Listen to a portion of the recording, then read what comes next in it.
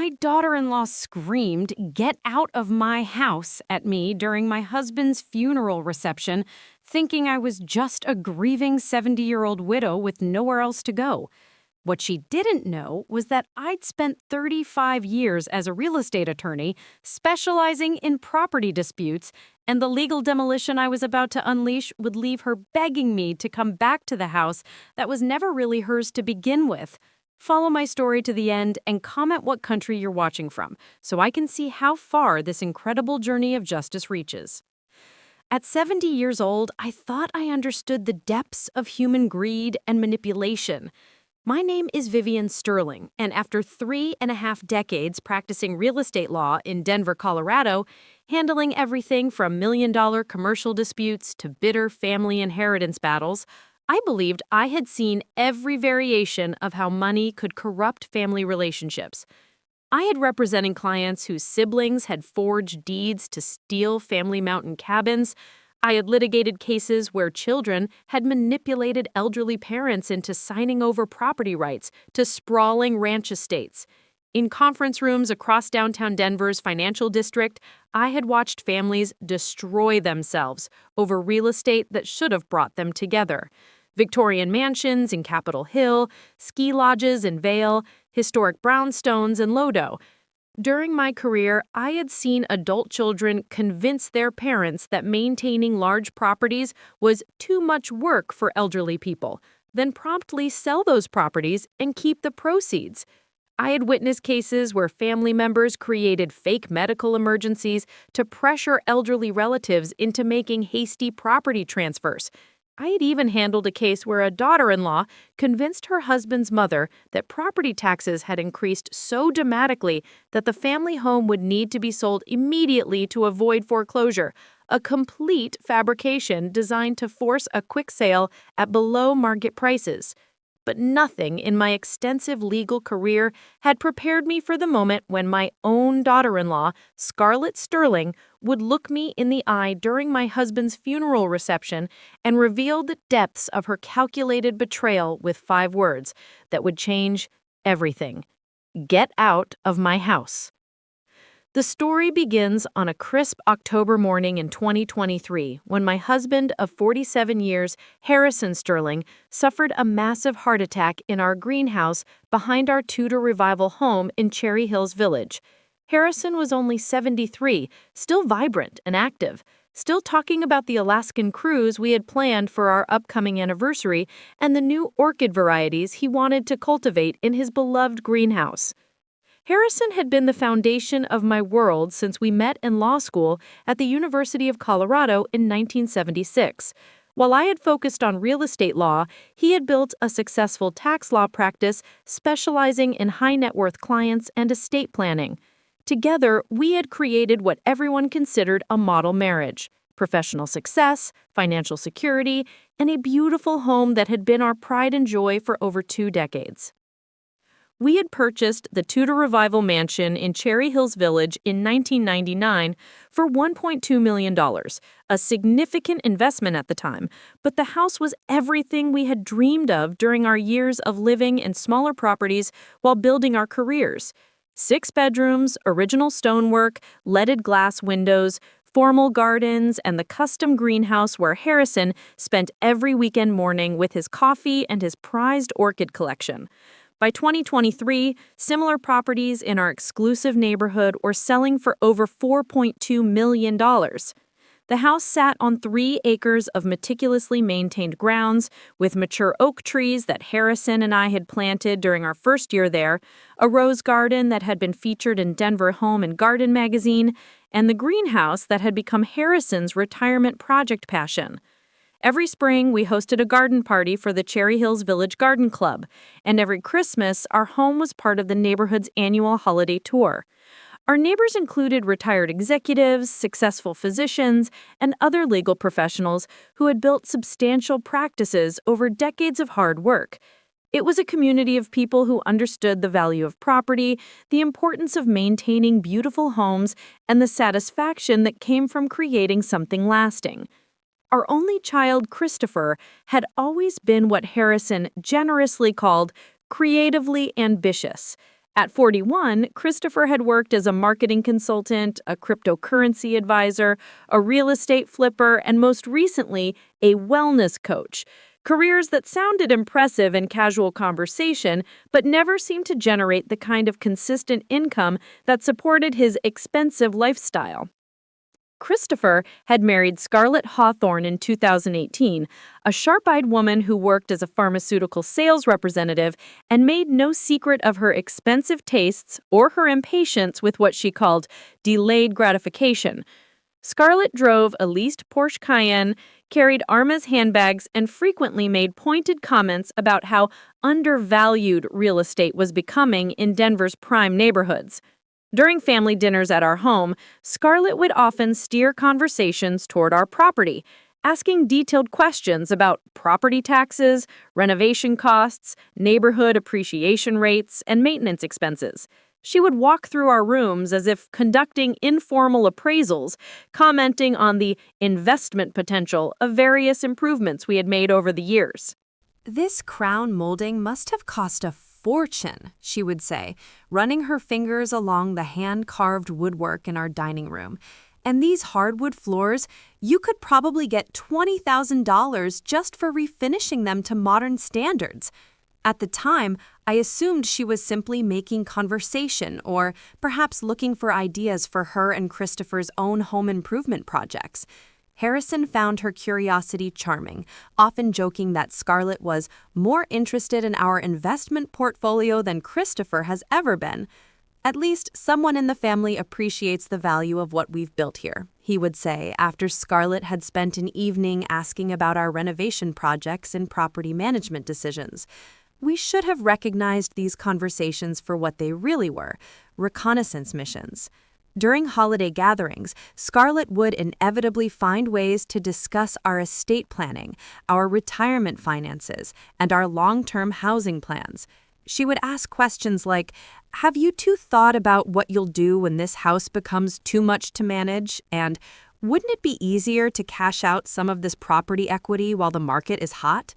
When Harrison would mention that we planned to stay in our home indefinitely, Scarlett would make concerned noises about the burden of maintaining such a large property as we aged. She would cite articles she claimed to have read about elderly homeowners who had suffered accidents trying to maintain properties that were too much house for their physical capabilities. "I just worry about you two rattling around in all this space," she would say with manufactured concern, "and the property taxes alone must be overwhelming on a fixed income." Harrison and I weren't on a fixed income. Our retirement investments were substantial, and both of our law practices had been highly successful. But Scarlett seemed determined to paint us as financially vulnerable elderly people who were struggling to maintain a property beyond our means. The warning signs became more obvious during the summer of 2023, when Scarlett began bringing friends to our family gatherings without asking permission. These friends would inevitably be given tours of our home, during which Scarlett would point out architectural features, recent renovations, and design elements as if she were showcasing her own property. "Scarlett was telling us about your amazing kitchen renovation," one of her friends said during a 4th of July barbecue. "She said you used that expensive Italian marble for the countertops?" I was surprised that Scarlett had discussed our private renovation decisions with her social circle, but Harrison encouraged me not to read too much into it. "She's proud to be part of our family," he said. "She wants to show off the beautiful home we've built." But during that same barbecue, I overheard Scarlett telling another friend, "Harrison and Vivienne are getting to the age where they really shouldn't be living in such a big house anymore. All those stairs, all that maintenance, it's becoming dangerous for them." This was news to me. Harrison and I were both in excellent health for our ages. We exercised regularly, traveled frequently, and had no physical limitations that would make our home dangerous or unmanageable. Yet Scarlett was apparently telling her friends that we were becoming incapacitated by age and unable to safely maintain our property. The most telling incident occurred in August, when I discovered Scarlett taking photographs of various rooms in our house during a family dinner. When I asked her about it, she claimed she was documenting the beautiful decorating ideas for her own future reference. "I hope you don't mind," she said with a bright smile. "I just think you and Harrison have such exquisite taste. I want to remember all these design details for when Christopher and I eventually buy our own place." But later that evening, I noticed Scarlett showing those photographs to Christopher in what appeared to be an intense, private conversation. They were examining the images carefully and discussing details that I couldn't overhear from across the room. The final warning sign came in September, when Scarlett began asking specific questions about our wills and estate planning during what should have been casual family conversations. "Have you two updated your estate planning recently?" she asked over dinner one Sunday. "I was reading an article about how tax laws are changing, and it mentioned that people with substantial property holdings might need to restructure their wills to avoid family complications." When Harrison mentioned that we reviewed our estate planning annually with our attorney, Scarlett pressed for more details about our specific arrangements. "I just want to make sure Christopher and I understand our responsibilities if anything ever happens to you two," she said sweetly. "We wouldn't want to be caught unprepared if there were decisions that needed to be made quickly." Harrison, who had always been generous in sharing information with family, explained that our wills were straightforward. Everything would go to the surviving spouse initially, then to Christopher as our only heir. He mentioned that we had recently added some provisions to ensure that our property would be properly maintained and managed if we ever became unable to handle those responsibilities ourselves. "What kind of provisions?" Scarlett asked immediately. "Of course," she said quickly, but I noticed she didn't immediately put the papers back where she had found them. "We just want to be prepared to help however we can." As the reception wound down and guests began leaving, I was cleaning up in the kitchen when I overheard Christopher and Scarlett talking in hushed voices in the dining room. The conversation I heard made my blood run cold. "The codicil is very clear," Christopher was saying. "If Mom can't maintain the property independently, it transfers to me as the responsible party for proper management." "And at 70, living alone in a house this size?" Scarlett replied. "Any reasonable person would consider that an unsuitable situation, requiring family intervention." "The property assessment came back at $4.3 million, Christopher continued. "Once we sell, that's enough to pay off all our debts, buy Mom something appropriate in a senior community, and still have over $3 million left for our future." "What if she fights the transition?" Scarlett asked. "She's a smart woman, but she's grieving and emotionally vulnerable right now. The legal language in the codicil is complex. Dad made sure the property management provisions were detailed enough to be enforceable. She'll accept what we tell her about the will's requirements, especially if we frame it as concern for her safety and well-being. And if she doesn't accept it, then we'll have to demonstrate that she's unable to make rational decisions about her living situation. A 70-year-old widow insisting on living alone in a 6,000-square-foot house with 3 acres of grounds? That's not exactly a sustainable or reasonable position." I felt my legs grow weak as I realized what I was hearing. My son and daughter-in-law were planning to manipulate Harrison's will to steal my home while I was still reeling from his death. They had already had the property appraised and were discussing how to spend the proceeds from selling my house. That the most devastating part was understanding that this wasn't a spontaneous scheme born from financial desperation. This was a carefully planned operation that had been in development for months, possibly years. All of Scarlett's questions about our estate planning, all of her comments about elderly people living in too much house, all of her documentation of our property and renovation costs, it had all been preparation for this moment. They had been waiting for Harrison to die so they could execute their plan to take our home away from me. 25 minutes later, as I was wrapping leftover food and trying to process what I had overheard, Scarlett entered the kitchen carrying a manila folder thick with legal documents. Her expression had shifted from the sympathetic concern she had displayed all day to something much more businesslike and calculating. "Vivienne, we need to have a serious conversation about your living situation," she said, settling into the chair across from me at our breakfast nook, the same spot where Harrison and I had shared coffee every morning for over 20 years. "What do you mean?" "Harrison was very concerned about you living alone in this house as you get older. That's why he modified his will last year to include provisions for responsible property management if you became unable to maintain independent living here. She opened the folder and slid several pages of legal documents across the table. I recognized Harrison's signature on multiple pages, along with notary stamps and witness signatures that indicated these were legitimate legal documents. "I don't understand," I said, though a terrible understanding was beginning to form.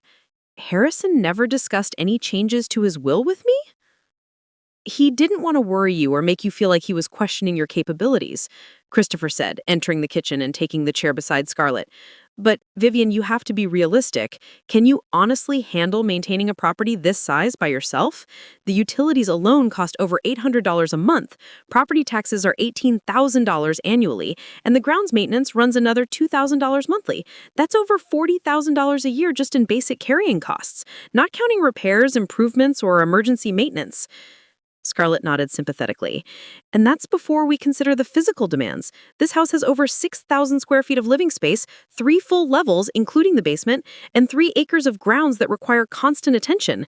Harrison handled most of the property management, but now it's all on you. And we think that's an unfair and potentially dangerous burden for someone your age to carry alone." I looked at these two people, my son and his wife, as they sat in my kitchen presenting a carefully prepared argument for why I was incompetent to continue living in my own home. "What exactly are you suggesting?" Scarlett said. "We've been researching senior living communities, pulling out a second folder filled with glossy brochures. There are some beautiful places in the Denver area, places with concierge services, social activities, maintenance-free living. You could have a lovely apartment or small townhome without any of the stress of maintaining this enormous property." Meanwhile, Christopher added, we would move in here temporarily to handle the property transition and make sure everything is managed properly according to Dad's wishes. I studied the documents they had presented, using my legal training to parse the complex language of the codicil they claimed Harrison had added to his will. The provisions were indeed detailed and appeared to give Christopher significant authority over property decisions if I were deemed unable to maintain independent and appropriate management of the family residence. Who determines whether I'm maintaining appropriate management? I asked. The family, Christopher said quickly, based on objective factors like age-appropriate living arrangements, financial capacity to maintain the property, physical ability to handle maintenance requirements, and overall assessment of whether the living situation is sustainable and safe. So you two get to decide that I'm incapable of living in my own house, and then you take over property management? It's not about taking over, Scarlett corrected smoothly. It's about responsible transition of assets during a difficult life change. Harrison specifically designed these provisions to protect you from having to make complex property decisions while you're grieving and emotionally vulnerable. The psychological manipulation was sophisticated. They were framing theft as protection, presenting the seizure of my home as concern for my welfare, and using my husband's death to pressure me into accepting their version of events while I was most emotionally vulnerable. I need time to review these documents with my own attorney, I said firmly. Scarlett's sympathetic mask began to slip. Vivienne, you're clearly overwhelmed by everything that's happened. Harrison put these provisions in place specifically because he was worried about you making impulsive decisions during periods of emotional distress. This is my house, I said, my voice growing stronger as my legal instincts kicked in, despite my grief. Harrison and I bought it together. We renovated it together. We've lived here for over 20 years. You have no right to force me out based on your assessment of my capabilities. Christopher shifted uncomfortably in his chair. Mom, you're being defensive and emotional. We're trying to help you transition to a more appropriate living situation before you're forced into crisis management. Forced by whom? By reality, Scarlett said sharply. By the fact that you're a 70-year-old widow trying to maintain a multi-million-dollar property that requires constant attention and substantial financial resources. By the fact that living alone in a house this size isn't safe or practical for someone your age. I'm 70, not 90. I'm in excellent health. I have substantial financial resources, and I've been managing complex legal and financial matters professionally for over 3 decades. That was before, Scarlett replied coldly. Before you lost your husband, before you became solely responsible for everything Harrison handled, before you were dealing with grief that's clearly affecting your judgment. She stood up abruptly, her chair scraping against the hardwood floor with a harsh sound that seemed to echo through the kitchen. Vivienne, let's be clear about the situation here. Harrison's will includes specific provisions for property management, and those provisions are legally binding. Your emotional attachment to this house doesn't override his legal wishes or the practical realities of your situation. This is my house, I said, my voice growing stronger as my legal instincts kicked in, despite my grief. How is that the practical realities of my situation? The practical realities of your situation are that you're a 70-year-old widow trying to maintain a multi-million-dollar property that requires constant attention and substantial financial resources. By the fact that living alone in a house this size isn't safe or practical for someone your age. I'm 70, not 90. I'm in excellent health. I have substantial financial resources, and I've been managing complex legal and financial matters professionally for over 3 decades. That was before, Scarlett replied coldly. Before you lost your husband, before you became solely responsible for everything Harrison handled, before you were dealing with grief that's clearly affecting your judgment. She stood up abruptly, her chair scraping against the hardwood floor with a harsh sound that seemed to echo through the kitchen. Vivienne, let's be clear about the situation here. Harrison's will includes specific provisions for property management, and those provisions are legally binding. Your emotional attachment to this house doesn't override his legal wishes or the practical realities of your situation. This is my house, I said, my voice growing stronger as my legal instincts kicked in, despite my grief. Get out of my house, she suddenly screamed, her voice echoing through the kitchen with shocking fury. This is our house now. Harrison left it to us because he knew you couldn't handle it alone. You're a confused old woman who needs to accept reality. The words hit me like physical blows. In my own kitchen, at my own table, surrounded by the remnants of my husband's funeral reception, my daughter-in-law was standing in my kitchen, screaming at me to get out of my own house. Get out, she screamed again, her face contorted with rage. We're moving in tomorrow, and if you're still here, we'll call Adult Protective Services and report that you're suffering from dementia and living in unsafe conditions. We'll have you declared incompetent and removed from this property by court order if necessary. I stared at this woman who had married my son 5 years ago and was now standing in my kitchen, screaming threats and accusations while claiming ownership of my home. Christopher finally spoke, but his words offered no comfort. Mom, just go to a hotel tonight. Give us time to get settled and organized. We'll help you find a nice senior living place, somewhere appropriate for your age and situation. This doesn't have to be difficult if you cooperate with the transition.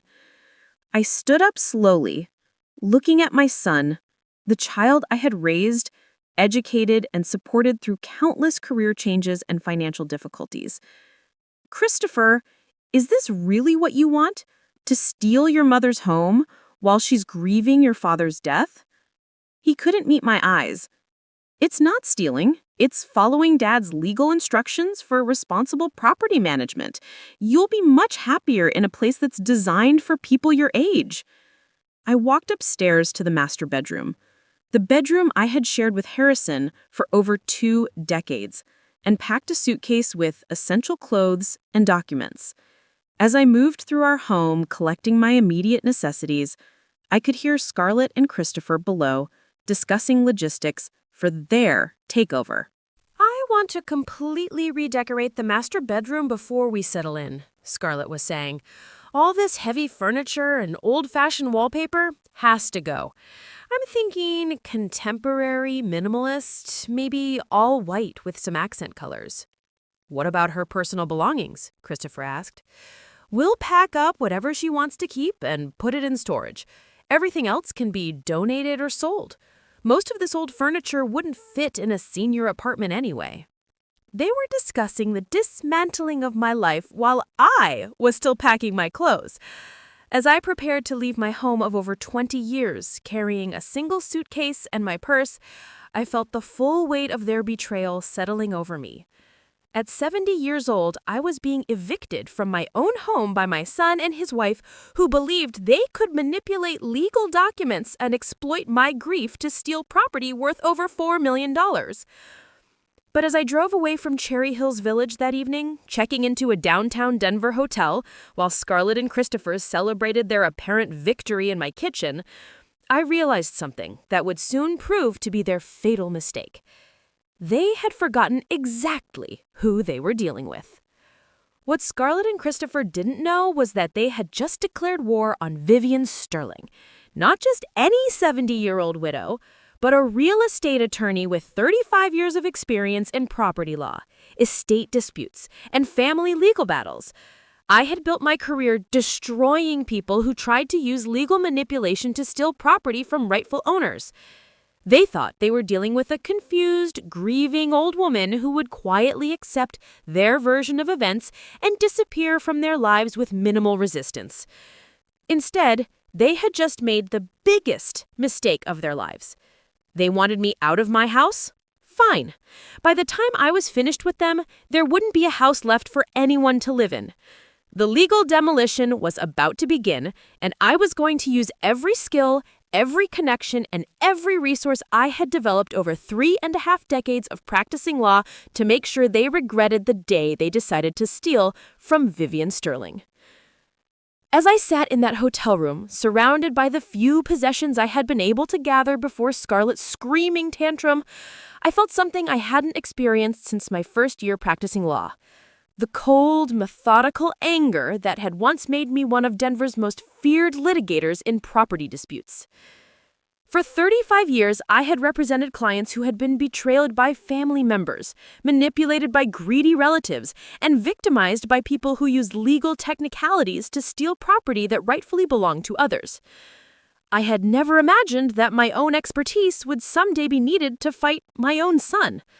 My first call that morning went to Marcus Chen, my longtime friend and the most ruthless estate attorney in Colorado. Marcus had been practicing probate law for 40 years, and his reputation for destroying fraudulent inheritance claims was legendary throughout the legal community. Vivienne! His voice carried genuine concern when I explained my situation.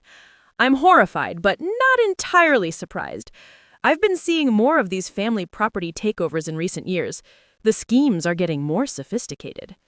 Marcus, I need you to review Harrison's actual will immediately. Something about this codicil doesn't feel right. I'm already pulling Harrison's file. Can you meet me at my office in 2 hours? The Denver Legal District occupied several blocks of downtown's business core, and Marcus Chen's firm commanded an entire floor of one of the area's most prestigious buildings. As I sat in his conference room reviewing the documents Scarlett and Christopher had shown me the night before, Marcus examined Harrison's original estate planning files with the meticulous attention that had made him famous among Colorado's legal community. Vivienne, he said after 30 minutes of careful review, we have a problem. This codicil is legally valid. Harrison, indeed, did add these property management provisions to his will last year. But there are some very interesting details about the timing and circumstances. He slid a timeline across the conference table. According to my records, Harrison requested these changes in March 2023. The modifications were drafted in April, executed in May, and witnessed by 2 people I don't recognize, not his usual witnesses for legal documents. Who were the witnesses? Marcus consulted his notes. James Rodriguez and Patricia Kim, both listed professional addresses in Lakewood, Colorado. Does Harrison have any connection to people with those names? I shook my head. Harrison's professional and social circles were well established, and these names were completely unfamiliar. Here's what's particularly interesting, Marcus continued. The language in this codicil is extremely specific about the circumstances that would trigger the property transfer. It's not standard boilerplate language. This was customized for your exact situation. He pointed to specific passages in the legal document. Look at this phrasing. Should the surviving spouse be unable to maintain independent and appropriate management of the family residence, including but not limited to adequate financial resources for property maintenance, physical capability to oversee grounds and building upkeep, and sound judgment regarding property-related decisions during periods of emotional distress. That sounds like it was written specifically to apply to a recently widowed woman. Exactly. And this phrase here, family members with legal standing may petition for responsible property management if the surviving spouse's living arrangements become unsuitable for their age and circumstances. This isn't protecting you, Vivienne. This is providing a legal framework for your son to challenge your competency. As Marcus continued reviewing the documents, a disturbing picture began to emerge. The codicil wasn't designed to protect me during a difficult transition. It was designed to provide Christopher and Scarlett with legal justification for taking my home away from me. Marcus, who drafted these modifications? He checked the legal document's letterhead and signatures. Brennan and Associates, a firm in Lakewood. I'm not familiar with them, which is unusual. Most estate attorneys in the Denver area know each other's work. Can you research this firm? Already started. I should have preliminary information by this afternoon. But even more disturbing than the codicil itself was what Marcus discovered when he began investigating the timeline of events leading to Harrison's decision to modify his will. According to Harrison's calendar, which his office provided, he had several meetings with Christopher and Scarlett during February and March of last year. The meetings were described as family financial planning sessions and estate discussion meetings. Harrison never mentioned having estate planning discussions with Christopher and Scarlett. The meetings weren't held at Harrison's office, they were at Christopher and Scarlett's apartment in River North. And according to the appointment notes, the discussions focused on long-term property management concerns and age-appropriate living arrangements for elderly family members. I felt a chill as I realized the implications. Christopher and Scarlett had spent months working on Harrison, convincing him that I would need protection from my own property management decisions and that they should be positioned as the responsible family members who could intervene if necessary. They manipulated him, I said quietly. They convinced Harrison that adding this codicil was protecting me, when actually it was setting up a legal framework for them to steal my house. It appears that way, Marcus agreed. But Vivienne, we need to understand something important. Even though this codicil was created through manipulation, it's still legally valid. Harrison did sign it, it was properly witnessed and notarized, and the language gives Christopher significant authority over property decisions if he can demonstrate that you're unable to maintain appropriate independent living. What would constitute proof of inability to maintain independent living? Marcus's expression grew grim. That's where this gets truly insidious. The codicil language is vague enough that almost any evidence could be used to support a claim that you're incompetent to manage the property. Financial difficulties, physical health issues, questionable judgment calls, emotional instability following Harrison's death, any of these could be presented as proof that you need family intervention. And if Christopher successfully claims that I can't maintain independent living, then he becomes the legal property manager with authority to make all decisions about the house, including selling it and relocating you to what he deems appropriate accommodation. I understood the trap now. Christopher and Scarlett had spent months convincing Harrison to create a legal document that would allow them to steal my house by simply claiming I was too old, too emotionally unstable, or too financially irresponsible to continue living there.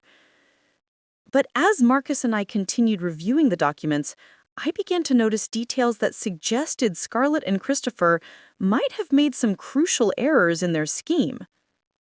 "Marcus, look at this witness signature," I said, pointing to one of the names on Harrison's will modification, James Rodriguez. "This signature looks different from the other legal documents in Harrison's file." Marcus examined the signature under a magnifying glass. "You're right, the handwriting characteristics are notably different. Different pen pressure, different letter formations, different signing rhythm. Could this signature be forged?" "It's possible. We'd need a handwriting expert to make a definitive determination, but there are certainly inconsistencies worth investigating." More importantly, Marcus's research into Brennan and Associates revealed information that made me deeply suspicious about the entire codicil process. "Vivienne, this is very interesting. Brennan and Associates was only established in February 2023, 1 month before Harrison contacted them about modifying his will. The firm consists of exactly one attorney, David Brennan, who was admitted to the Colorado bar in 2022 after practicing in Nevada for 3 years.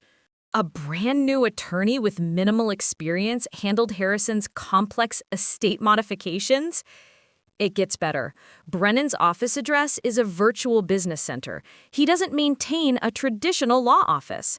His phone number goes directly to voicemail, and his website contains no information about his experience with estate planning or his professional background. How did Harrison find this attorney? According to the appointment notes in Harrison's calendar, the referral came from C&S, which I assume means Christopher and Scarlett.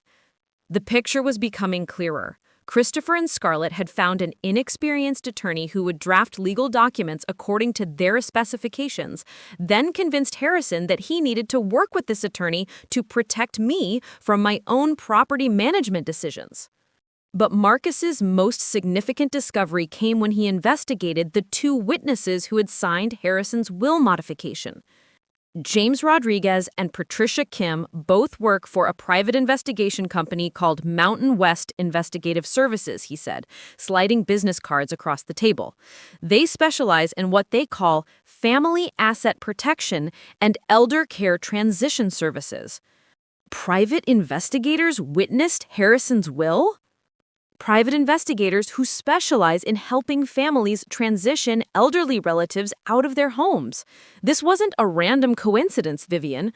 Christopher and Scarlett hired professionals to help execute their scheme. I studied the business cards Marcus had obtained. Mountain West Investigative Services offered services including asset documentation, competency assessment, family intervention planning, and legal transition support. These weren't traditional private investigators. They were specialists in helping people steal property from their elderly relatives. Marcus, how many families do you think they've helped with these transitions? Based on their website and marketing materials, they've been operating for 5 years and claim to have assisted with over 200 successful family asset protection cases. 200 families! Christopher and Scarlett weren't just stealing my house. They were part of a professional network that specialized in helping adult children steal property from their elderly parents. That afternoon, Marcus arranged for me to meet with Dr. Sarah Martinez, a forensic psychologist who specialized in elder abuse cases and family manipulation.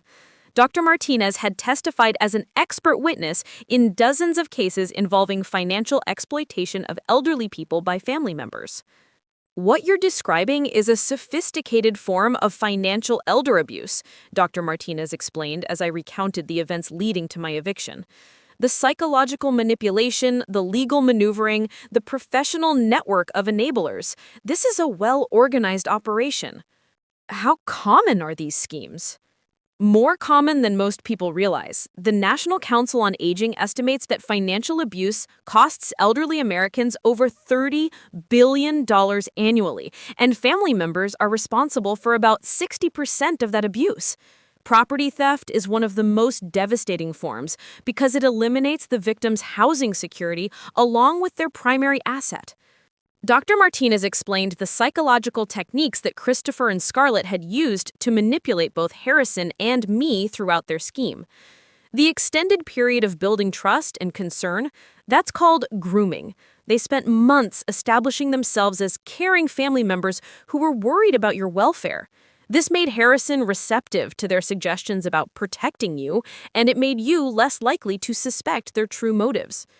What about Scarlett's sudden transformation from concerned daughter-in-law to screaming maniac? That's called mask dropping. Once they believed they had secured legal control over your property, Scarlett no longer needed to maintain the pretense of caring about your welfare.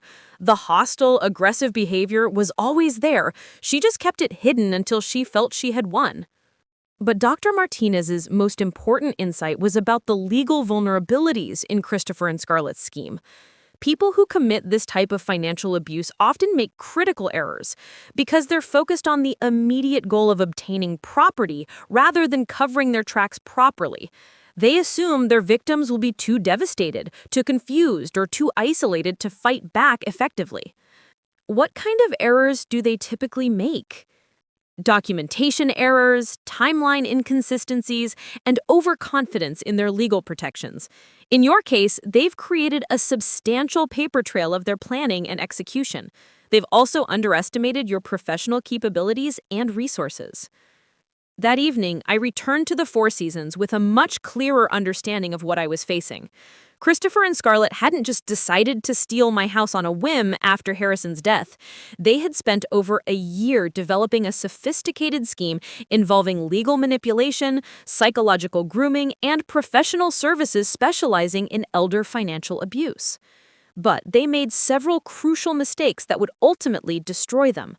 First, they had created extensive documentation of their planning and execution. The meetings with Harrison, the contacts with Brennan and Associates, the involvement of Mountain West Investigative Services, all of these created a paper trail that would prove premeditation and conspiracy. Second, they had underestimated my professional capabilities. They assumed I would be too grief-stricken and confused to recognize legal manipulation, or too isolated to obtain competent legal representation. They had no idea that I had spent 35 years destroying people who attempted exactly these kinds of scams. Most importantly, they had revealed their true characters too early in the process. Scarlett's screaming tantrum and threats about adult protective services had shown me exactly what kind of people I was dealing with, and it had motivated me to fight back with everything I had. As I prepared for bed in my hotel suite that night, I received a call from Christopher that would prove to be the biggest mistake he could have made. "Mom," his voice carried a tone of manufactured concern, "I wanted to check on you and make sure you're okay. Scarlett feels terrible about how emotional things got last night. We're all still processing Dad's death, and sometimes grief makes people say things they don't really mean." The manipulation was immediate and obvious. Christopher was trying to gaslight me about Scarlett's behavior, suggesting that her threats and hostility were just temporary reactions to grief, rather than revealing her true intentions. "Where are you staying?" he continued. "We want to make sure you're somewhere safe and comfortable while we work out the details of your transition to a more suitable living arrangement." "Christopher, I'm not transitioning anywhere. That house is my home, and I intend to continue living there." "Mom, we've been through this. Dad's will is very clear about the property management provisions. You can't ignore legal documents just because you don't like what they say." "I'm not ignoring anything. I'm having the documents reviewed by competent legal counsel to ensure that Harrison's actual wishes are being honored rather than manipulated." There was a long pause before Christopher responded, and when he did, his tone had shifted from synthetic concern to barely concealed irritation. "Mom, you're making this much more difficult than it needs to be. The will is straightforward, the legal requirements are clear, and fighting this will only cost you money and emotional energy that you don't have right now. Let me worry about my own resources and energy." "Fine," Christopher said, his mask beginning to slip just as Scarlett's had the night before. But you should know that we've already contacted Adult Protective Services to report our concerns about your judgment and decision-making capacity. If you continue to be unreasonable about the situation, they'll need to conduct a competency evaluation. The threat was explicit now. If I didn't cooperate with their property theft, they would try to have me declared mentally incompetent if I resisted their scheme. Christopher, are you threatening to have me committed if I don't give you my house? I'm telling you that Dad put provisions in place to protect you from making poor decisions during emotional distress. If you're demonstrating that kind of poor judgment, then yes, there are legal mechanisms to ensure your safety and welfare. After ending that call, I sat in my hotel room feeling the full weight of what Christopher and Scarlett were attempting. They weren't just trying to steal my property. They were threatening to destroy my legal competency and personal autonomy if I resisted their scheme. But Christopher had just made a critical error by threatening me with Adult Protective Services. That threat would become crucial evidence of their true motives and methods. The next morning, I met with Marcus again to plan our counterattack. The evidence we had gathered in just 2 days was already substantial, but we needed to document Christopher and Scarlett's ongoing behavior to prove that their actions were motivated by greed rather than concern for my welfare. Marcus, I want to propose something that might seem extreme, but I think it's necessary. I want to hire our own private investigators to conduct surveillance on Christopher and Scarlett. What kind of surveillance?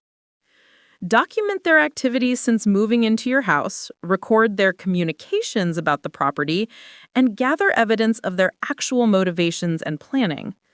If they're part of a larger network of people who specialize in stealing property from elderly relatives, we need to understand the full scope of their operation. Will that be admissible in court?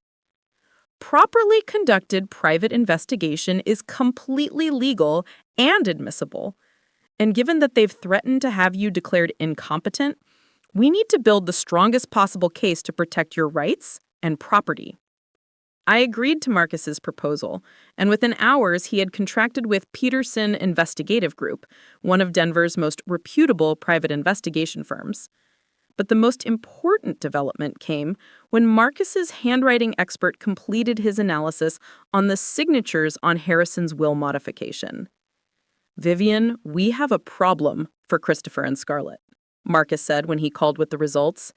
The handwriting expert is 85% confident that James Rodriguez's signature on Harrison's will modification was forged.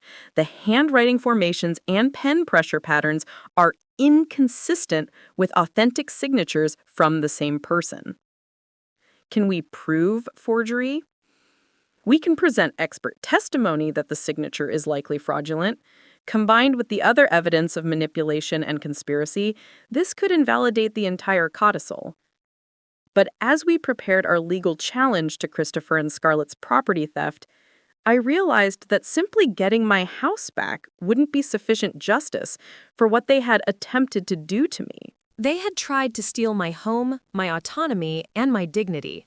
They had manipulated my husband's love and concern for me to create legal weapons they could use against me. They had threatened to have me declared mentally incompetent if I resisted their theft.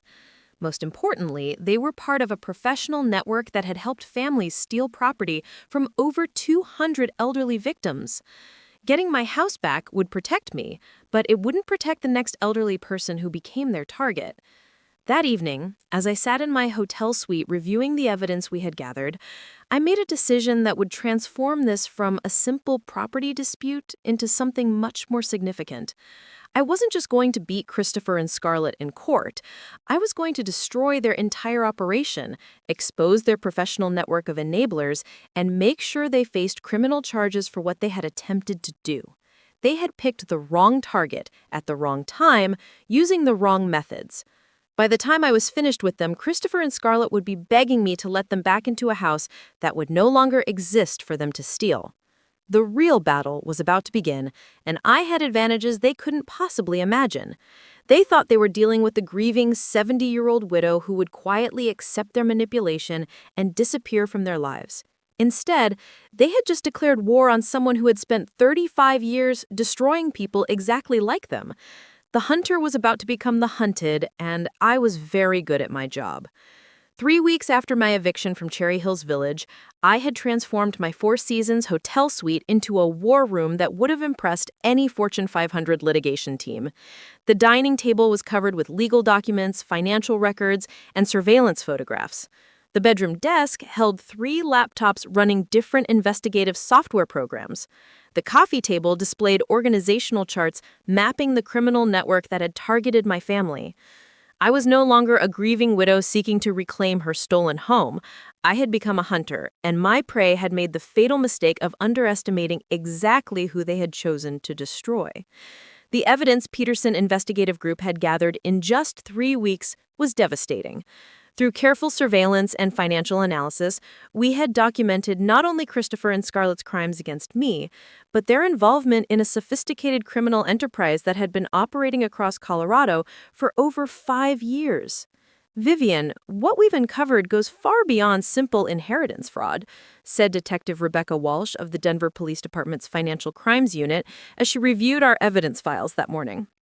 This is organized crime targeting elderly property owners throughout the metro area. Detective Walsh had agreed to meet with Marcus and I after our private investigators had uncovered evidence of criminal activity that extended beyond civil property disputes. The Financial Crimes Unit had been tracking similar cases, but hadn't been able to establish the connections between different incidents until our investigation provided the missing links. "How many victims are we talking about?" I asked. "Based on the documentation you've provided, we can identify at least 47 elderly homeowners in the Denver area who appear to have been targeted by this network over the past 5 years. The total property value involved exceeds $200 million. The scope was staggering. Christopher and Scarlett weren't just greedy family members trying to steal my house. They were part of a criminal organization that had systematically stolen property from dozens of elderly people throughout Colorado. The pattern is consistent across all the cases," Detective Walsh continued. "Adult children or relatives make contact with services like Mountain West Investigative, Brennan and Associates, and several other firms that specialize in what they call family asset protection. These firms provide complete packages: legal document preparation, witness services, psychological pressure techniques, and ongoing support for property transfers." Marcus had been working with Detective Walsh's team to map the organizational structure of the criminal network. The complexity was impressive and disturbing. "At the center, we have Mountain West Investigative Services, run by a man named Kenneth Morrison," Marcus explained, pointing to our organizational chart. "Morrison has been operating for 8 years under various business names, always focusing on what he calls elder transition services." Transition services? Helping families transition elderly relatives out of their homes and into their estates. Morrison's organization provides everything needed for these operations: legal services, document preparation, psychological manipulation, financial analysis, and even placement services for victims who need to be relocated after their property is stolen. But the most disturbing discovery was how sophisticated their psychological manipulation techniques had become. Dr. Martinez had analyzed the documentation we had gathered and identified patterns that revealed extensive planning and professional execution. They don't just target random elderly homeowners. They identify specific psychological and financial vulnerabilities, then develop customized approaches for each victim. How do they identify targets? Multiple methods. They monitor obituaries for recent widows and widowers who own valuable property. They track divorce filings involving older couples. They even attend estate planning seminars and senior community events to identify potential victims with substantial assets and family relationship problems. In my case, the targeting had been even more personal. Christopher and Scarlett hadn't stumbled across Morrison's services randomly. They had been recruited through Scarlett's work in pharmaceutical sales. One of Morrison's primary recruitment strategies involves building relationships with professionals who have access to information about elderly people with valuable assets, Detective Walsh explained. Healthcare workers, insurance agents, financial advisors, pharmaceutical sales representatives, anyone who interacts regularly with wealthy elderly clients. Peterson Investigative Group's surveillance had revealed that Scarlett had been attending monthly meetings with Morrison's organization for over 18 months before Harrison's death. These weren't casual consultations. They were planning sessions where specific targeting and manipulation strategies were developed. "We have audio recordings of 3 meetings between Scarlett and Morrison's team," said Janet Peterson, the lead investigator on our case. "The recordings make it clear that they had been planning to manipulate Harrison into modifying his will long before they initiated contact with him about estate planning." The recordings were chilling. Scarlett's voice, cold and calculating, discussing Harrison's personality traits, his protective instincts toward me, and how those instincts could be used to convince him to create legal vulnerabilities in his will. "Harrison's very traditional about gender roles and family protection," Scarlett's voice said on one recording. "If we frame the codicil as protecting Vivienne from having to make difficult property decisions while she's grieving, he'll see it as chivalrous rather than manipulative." "And the wife's professional background?" Morrison's voice asked. "Real estate attorney, but she's been semi-retired for 3 years and very focused on Harrison's health issues. She won't be thinking like a lawyer when she's dealing with grief and estate confusion." "Property value?" "Over $4 million. The neighborhood is appreciating rapidly, so timing is important. We need to execute within 6 months of the husband's death for optimal market conditions." They had been planning to profit from Harrison's death while he was still alive, discussing optimal timing for their property theft while he was still tending his orchid collection and planning our anniversary cruise. But the most damaging evidence came from financial records that Peterson's investigators had obtained through legal subpoenas.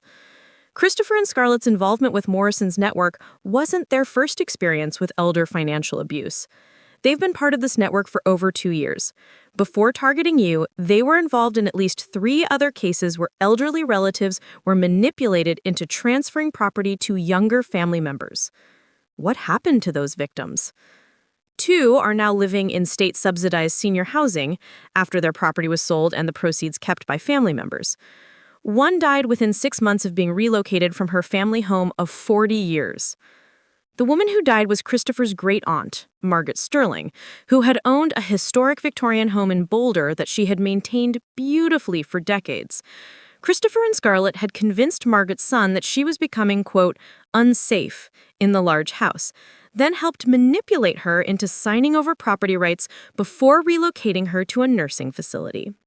Margaret Sterling had died of what the death certificate listed as, quote, complications from pneumonia. But the timing, 6 months after being forced from her beloved home, suggested that the trauma of losing her independence and familiar environment had contributed to her decline.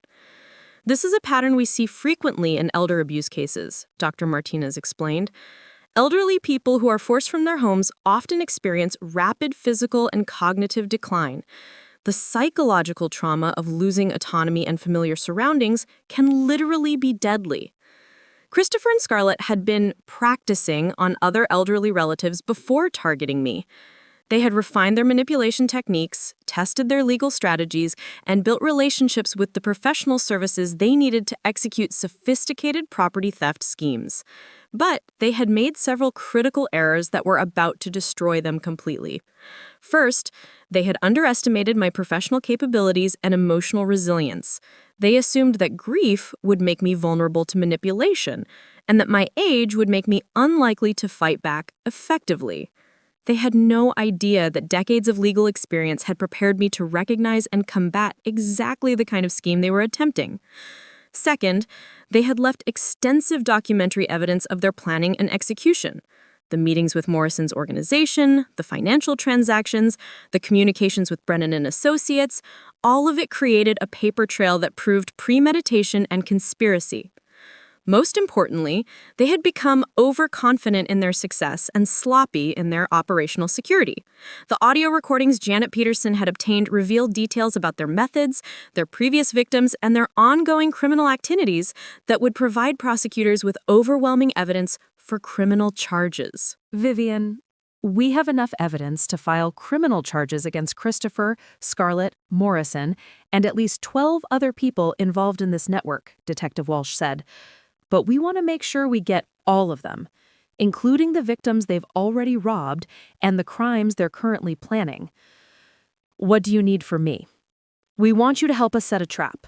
The plan Detective Walsh proposed was elegant and devastating.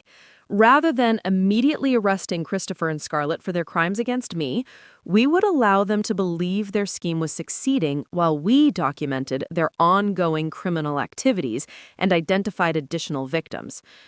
We'll arrange for you to appear to capitulate to their demands, Detective Walsh explained. You'll agree to move out of the house permanently and accept their property management authority.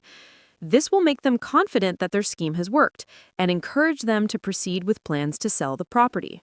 Meanwhile, we'll be documenting every aspect of their property disposal process, recording their communications with potential buyers, and tracking the financial transactions. This will provide evidence of the complete criminal conspiracy, from initial manipulation through final theft.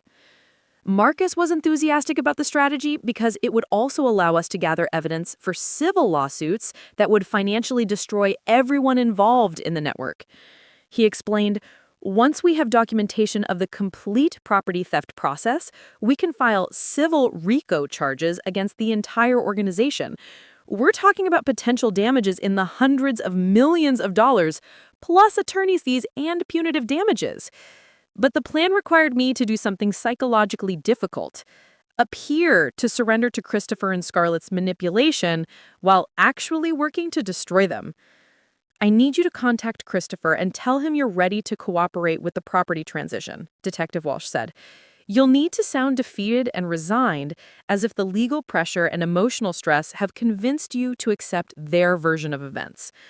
The call to Christopher was one of the most difficult conversations of my life. Every word had to be carefully chosen to sound authentic while providing the opening for Christopher and Scarlett to incriminate themselves further. Christopher, I've been thinking about our situation, and I realize that fighting this is just going to be expensive and emotionally exhausting for everyone, I said, injecting defeat and weariness into my voice. Maybe you and Scarlett are right that I'm not thinking clearly about the practical realities. Mom, I'm so relieved to hear you say that. We've all been under incredible stress since Dad's death, and I know the legal complications have made everything harder than it needed to be. I want to discuss the details of transitioning out of the house and finding appropriate living arrangements. Can we meet tomorrow to work out the specifics? Of course. Scarlett and I want to make sure this process is as smooth as possible for everyone. We've already been researching some beautiful senior living communities that would be perfect for you. The meeting was scheduled for the next afternoon at my house, the house Christopher and Scarlett had been living in for 3 weeks while I stayed in hotels. Detective Walsh's team would be monitoring the conversation from surveillance equipment installed throughout the property. Walking back into my home after 3 weeks of exile was emotionally devastating. Scarlett had already begun redecorating according to her tastes, removing family photographs and furniture that held decades of memories with Harrison. The breakfast nook where Harrison and I had shared morning coffee for over 20 years now held Scarlett's designer dinnerware and contemporary place settings. But the changes also provided crucial evidence of Christopher and Scarlett's true motives. This wasn't temporary property management to protect my interests. This was permanent property theft with immediate personal benefit. Vivienne, you look tired, Scarlett said with manufactured concern as she greeted me in what had been my own living room. I hope you've been taking care of yourself during this difficult transition. I've been having trouble sleeping in hotels, I replied truthfully. I miss being in my own home. Well, hopefully we can find you somewhere that feels like home, but with more appropriate support services, Christopher said. We've scheduled visits to 3 senior living communities this week. I think you'll be impressed with the amenities and social activities. For the next 2 hours, Christopher and Scarlett outlined their plans for my future with the kind of detailed organization that revealed extensive advanced planning. They had researched senior living facilities, calculated the costs of my relocation, and prepared financial projections showing how the sale of my house would provide for my care. The Sunrise Manor facility in Littleton would be perfect for you, Scarlett said, showing me glossy brochures. It's specifically designed for seniors who need assistance with daily living activities, and the staff specializes in memory care for residents dealing with grief-related cognitive changes. Memory care. They were planning to place me in a facility designed for people with dementia, based on their claims that grief had affected my mental capacity. What about my personal belongings? I asked. We'll help you select the items that will fit comfortably in your new apartment. Most of the furniture and household items won't be appropriate for senior living, but we can arrange storage for anything with sentimental value. Storage that you'll pay for. Christopher and Scarlett exchanged glances before Christopher answered. Mom, the ongoing costs of storage, along with your senior living expenses, will need to come from the proceeds of the house sale. Dad's estate planning anticipated these kinds of expenses. They were planning to sell my house, use most of the proceeds to pay for my incarceration in a memory care facility, and keep whatever remained for themselves. I would lose my home, my independence, and my financial security in one coordinated attack. But as they continued outlining their plans, Christopher and Scarlett revealed details that would prove crucial for the criminal prosecution. Kenneth Morrison's team has been incredibly helpful throughout this process, Scarlett said. They've handled similar situations dozens of times, so they know exactly how to make these transitions as smooth as possible. Morrison's team? The family asset protection specialists who helped us understand Dad's will provisions and develop an appropriate transition plan, Christopher explained. They're experts in helping families navigate these complicated legal and emotional situations. How much are their services costing? They work on a percentage basis. Their fee comes from the property sale proceeds, so there are no upfront costs for you to worry about. A percentage of the property sale proceeds? Christopher and Scarlett were planning to pay Morrison's criminal organization directly from the money they stole by selling my house. Over the following hour, they revealed additional details about their criminal network's operations. Morrison's organization would handle the property sale, recommend specific real estate agents who specialized in estate transition properties, and provide ongoing family support services to ensure the victim remained relocated and compliant. The great thing about working with Morrison's people is that they handle all the complicated legal aspects, Christopher said. They know how to structure these property transfers to minimize tax implications and avoid family conflicts. They were describing a criminal organization that provided full-service property theft, from initial victim identification through final asset disposal. But the most damaging evidence came when Scarlett began discussing their previous successes with Morrison's organization. We learned so much from helping Christopher's great-aunt Margaret with her transition, Scarlett said. That situation taught us how important it is to act quickly once the legal framework is in place. Margaret waited too long to make decisions about her property, and it became much more complicated than it needed to be. What happened with Margaret's situation? She was resistant to moving out of her house in Boulder, even though it was clearly too much for her to manage, Christopher replied. We had to use legal intervention to ensure she was relocated to appropriate care. The whole process would have been much easier if she had cooperated from the beginning. Legal intervention? Adult protective services, Scarlett said matter-of-factly. When adult people refuse to accept appropriate living arrangements, sometimes family members have to petition for guardianship to protect them from their own poor judgment. They were casually discussing how they had used false allegations of incompetency to force Christopher's great-aunt Margaret from her home, then stolen her property while she was imprisoned in a care facility against her will. That's why we're so pleased that you're being reasonable about this transition, Christopher continued. It makes everything much easier for everyone involved. After that meeting, I returned to my hotel room feeling physically sick from the conversation, but professionally exhilarated by the evidence we had gathered. Detective Walsh's surveillance team had recorded everything, including Christopher and Scarlett's casual admissions about their previous crimes and their ongoing relationship with Morrison's criminal organization. They've confessed to multiple felonies, Detective Walsh said when she reviewed the recordings. Conspiracy, elder abuse, fraud, money laundering, and potentially accessory to wrongful death in the case of Margaret Sterling. When do we arrest them? Soon.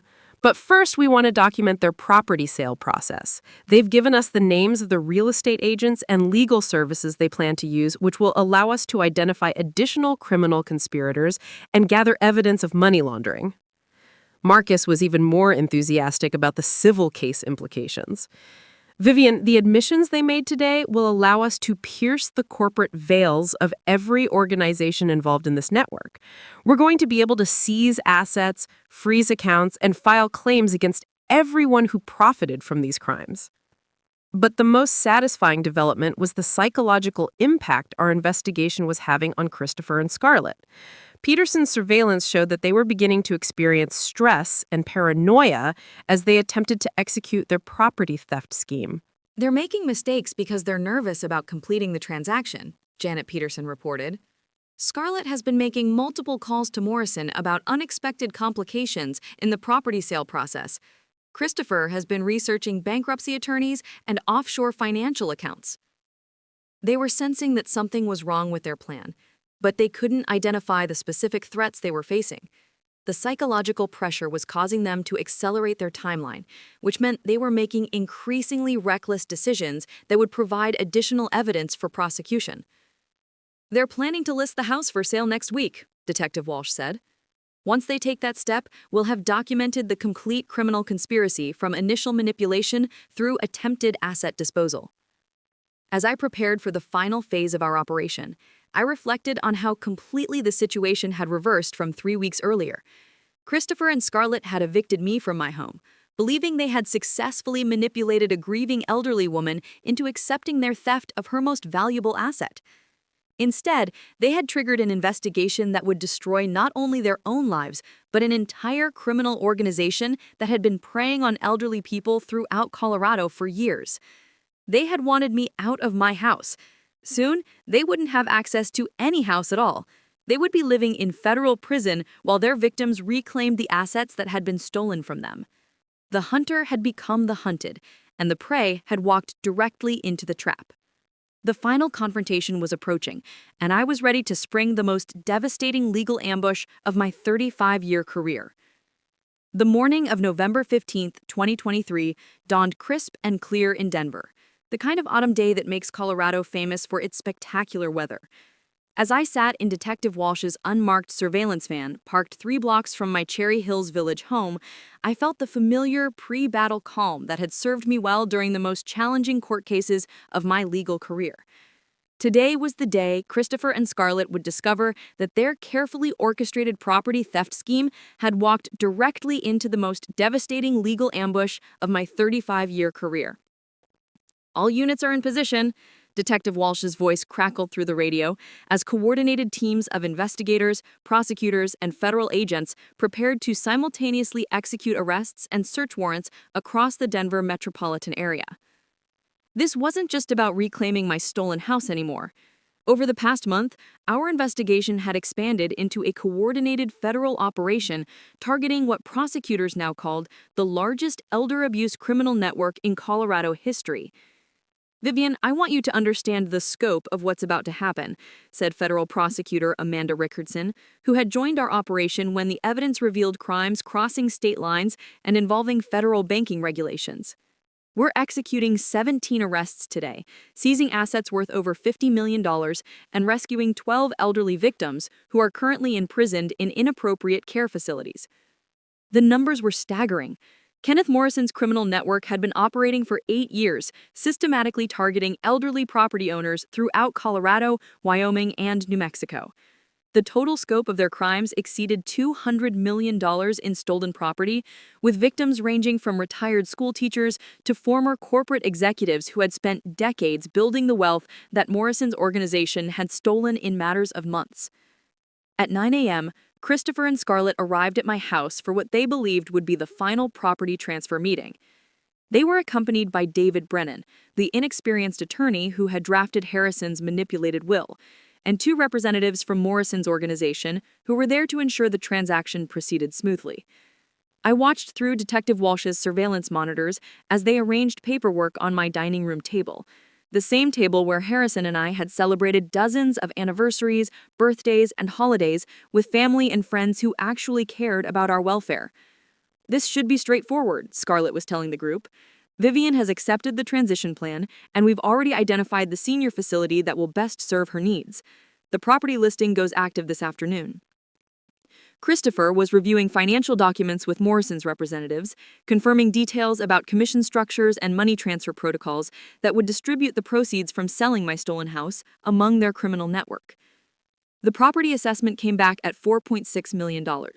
After Morrison's fees, the real estate commissions, and the senior facility deposits, we should clear about $3.2 million that can be moved into protected accounts. At 9:30 a.m., I entered my own home for what would be the final confrontation with the people who had tried to destroy my life for financial gain. "Good morning, everyone," I said, carrying a briefcase that Christopher and Scarlett assumed contained the legal documents needed to finalize their property theft. "I hope we can conclude this business quickly and efficiently." For the next 30 minutes, I listened to Christopher, Scarlett, and their criminal associates outline the final details of their scheme. The casual efficiency with which they discussed stealing my life's most valuable asset was breathtaking. At exactly 10 a.m., I opened my briefcase and removed the documents I had brought to the meeting.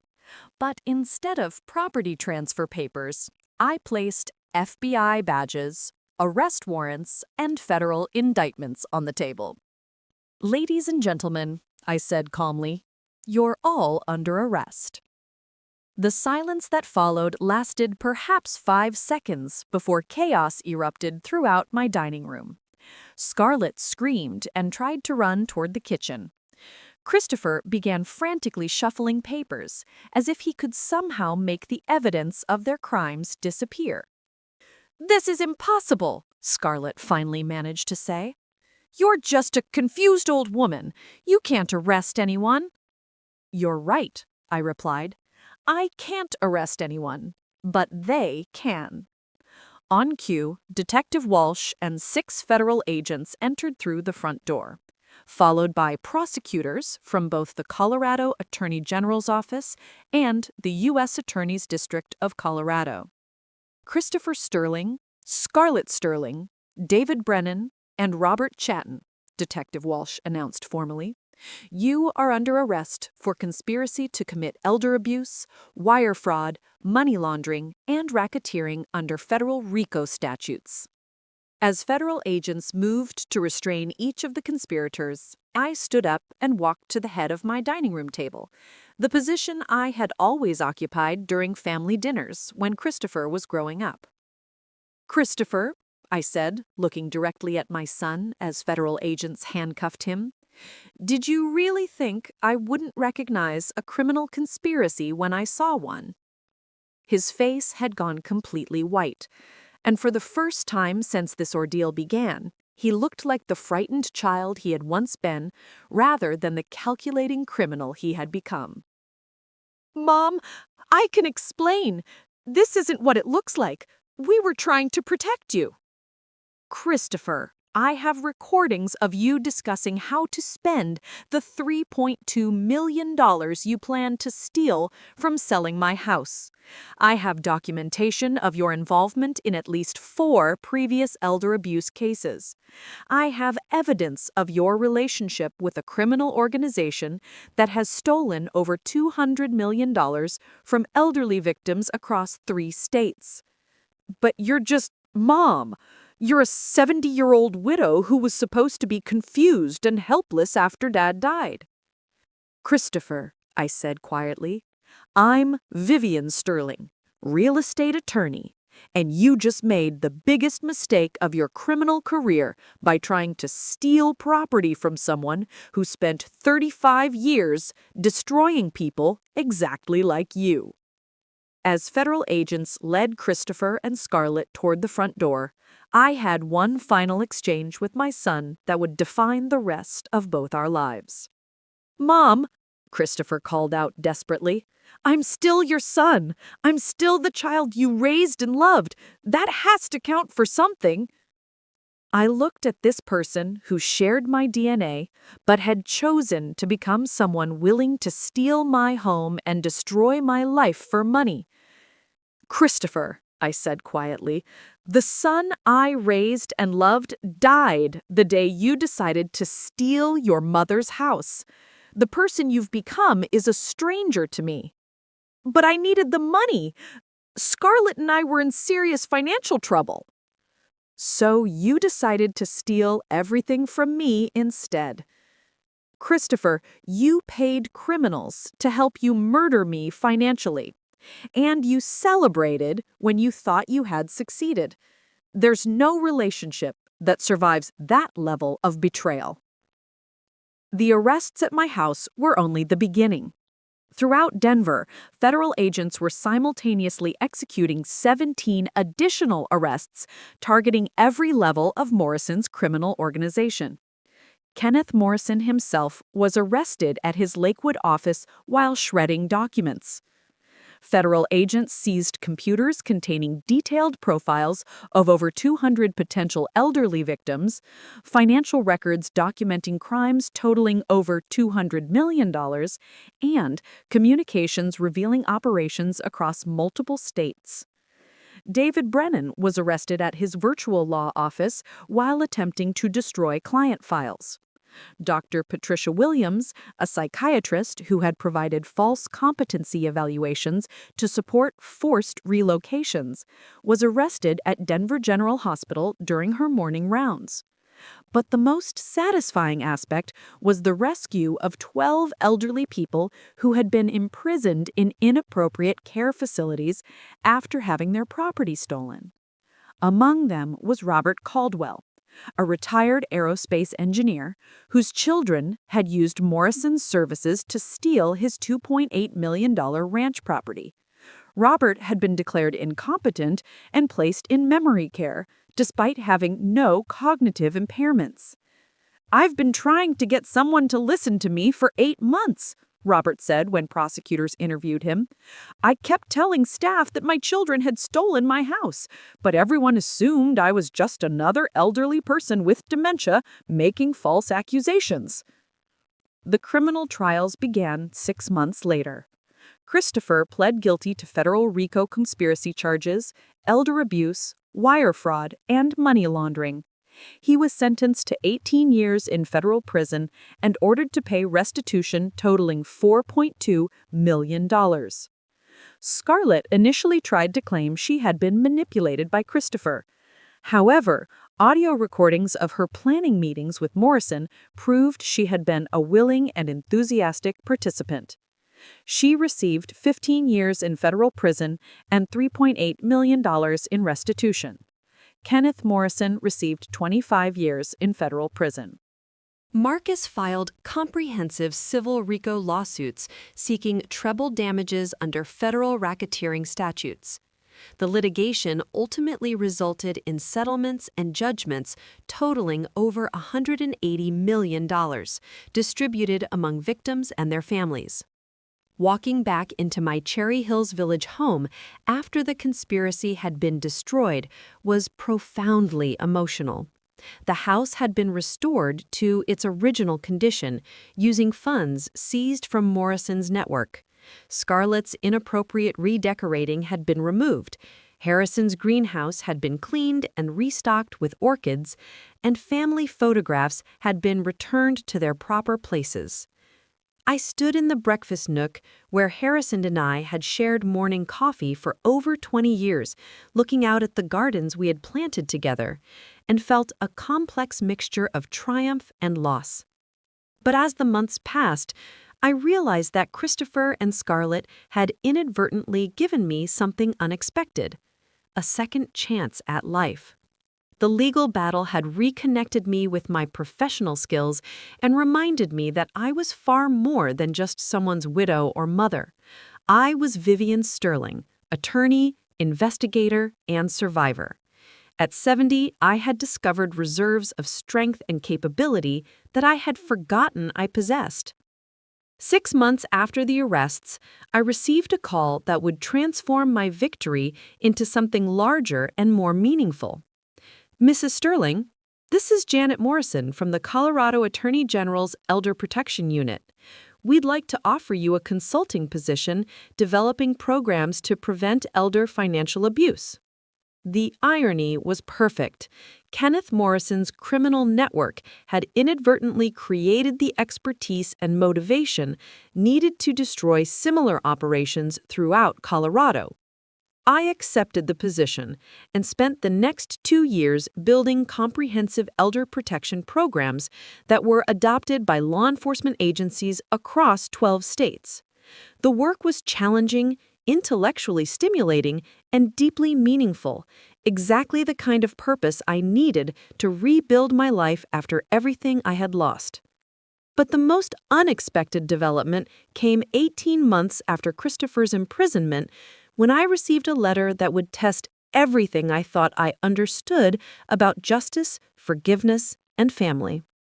"Mom," Christopher's letter began, "I know I have no right to contact you after what I tried to do, but I needed you to know that prison has given me time to understand the full scope of my crimes against you. I don't expect forgiveness, and I don't expect a relationship. I just needed you to know that I finally understand what I became, and I'm ashamed of the person who tried to steal your home while you were grieving Dad's death." The letter continued for 3 pages, detailing Christopher's participation in prison therapy programs, his work with other inmates who had committed crimes against elderly relatives, and his growing understanding of the psychological damage caused by financial elder abuse. "I know that saying I'm sorry doesn't repair the trust I destroyed or undo the trauma I caused," he wrote.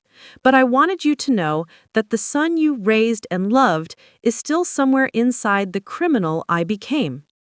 Prison is giving me the opportunity to find him again, even if it's too late to rebuild the relationship I destroyed."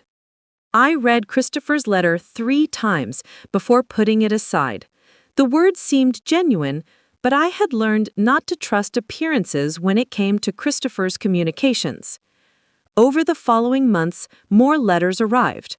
Christopher wrote about his prison job teaching literacy to other inmates, his participation in victim impact programs, and his work with elderly visitors whose families had committed similar crimes.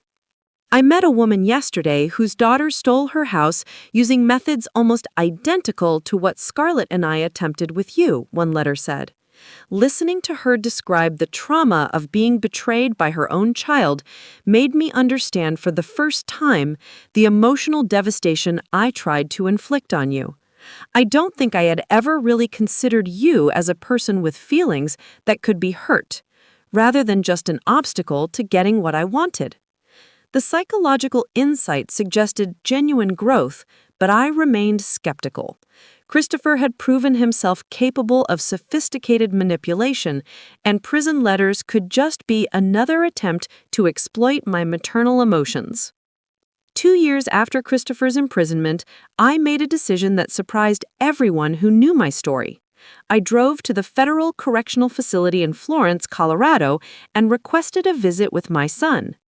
The man who sat across from me in the prison visiting room looked different from the calculating criminal who had tried to steal my house. Christopher had lost weight, his hair was graying, and his eyes held something I hadn't seen since he was a teenager: genuine remorse. "Mom," he said quietly, "I didn't think you'd ever want to see me again." "I wasn't sure I would either," I replied honestly, "but I needed to see for myself whether the person who's been writing those letters is real or just another manipulation." We talked for 2 hours. Christopher answered my questions about his crimes, his motivations, and his participation in the criminal network with a level of honesty and self-awareness that was completely different from his previous behavior. "The truth is that I had convinced myself you were becoming a burden rather than a person. Scarlett and I talked about you like you were a problem to be solved rather than my mother who deserved respect and care.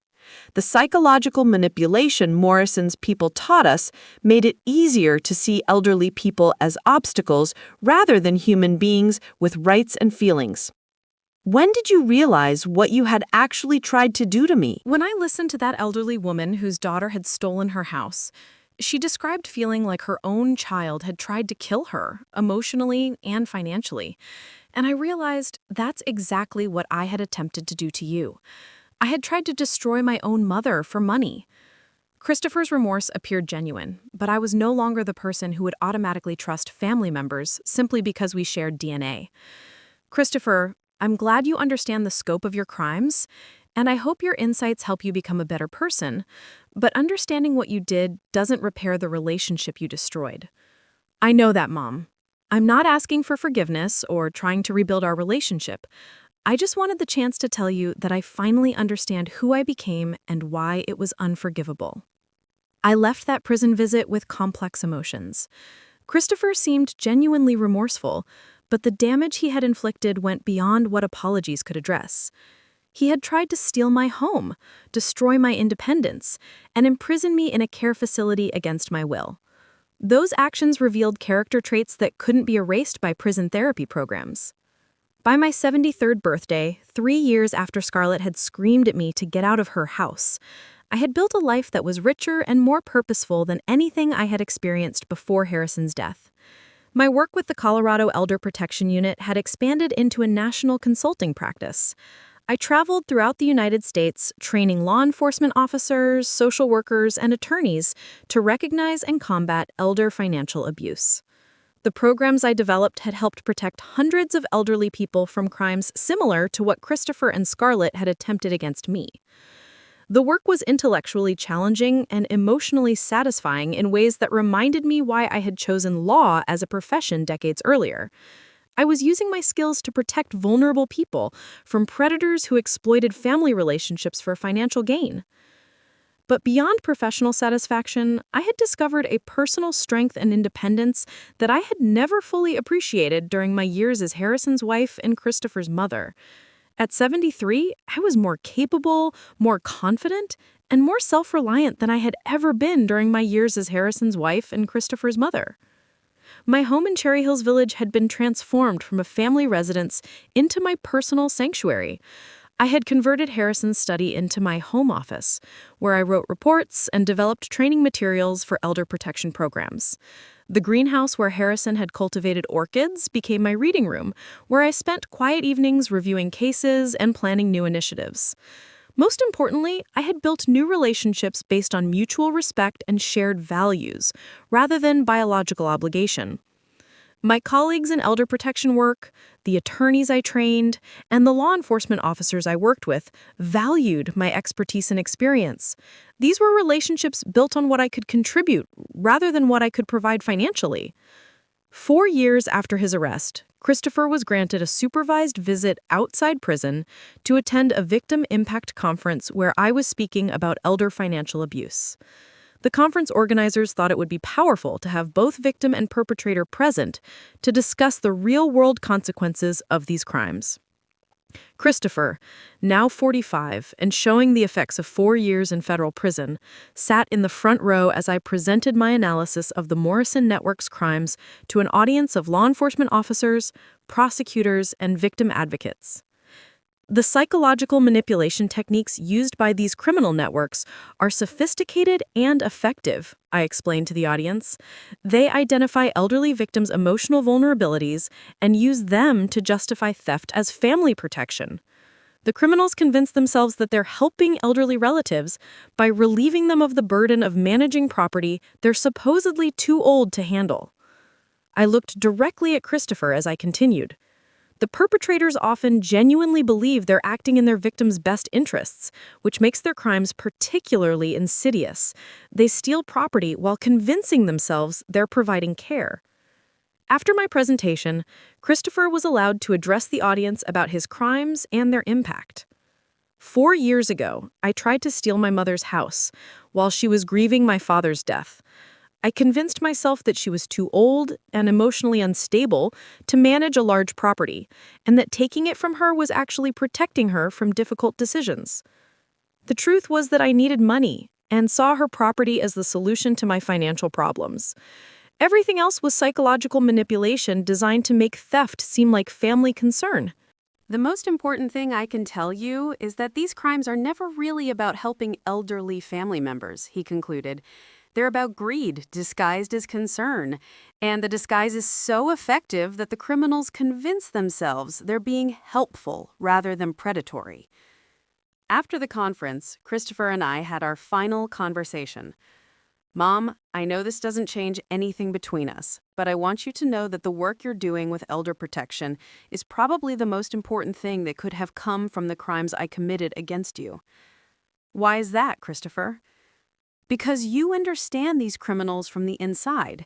You know exactly how they think, how they justify their actions, and how they manipulate their victims.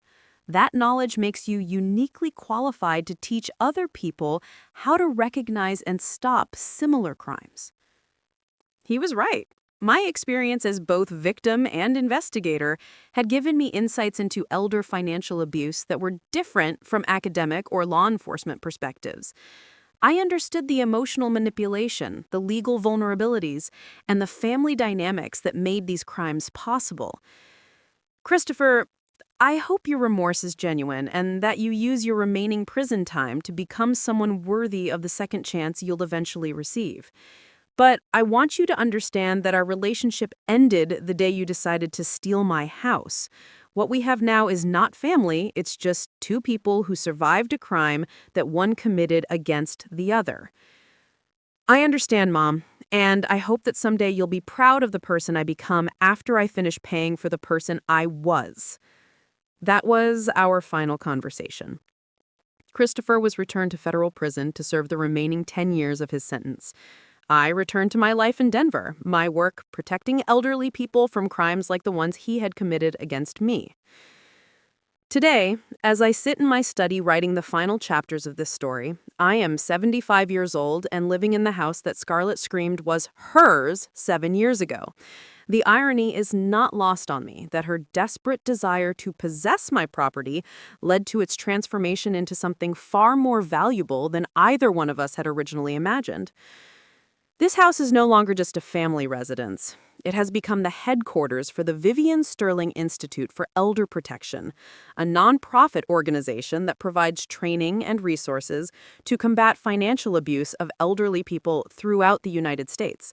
The formal dining room where Christopher and Scarlett were arrested has been converted into a conference room where law enforcement officers learn to recognize elder abuse patterns.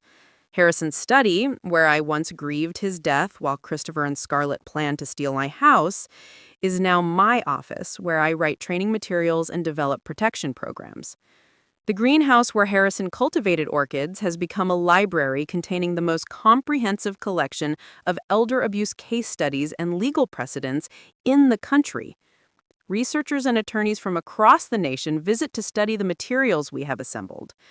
Most importantly, the house where Christopher and Scarlett tried to imprison me in a care facility has become a sanctuary where elder abuse victims receive support and advocacy.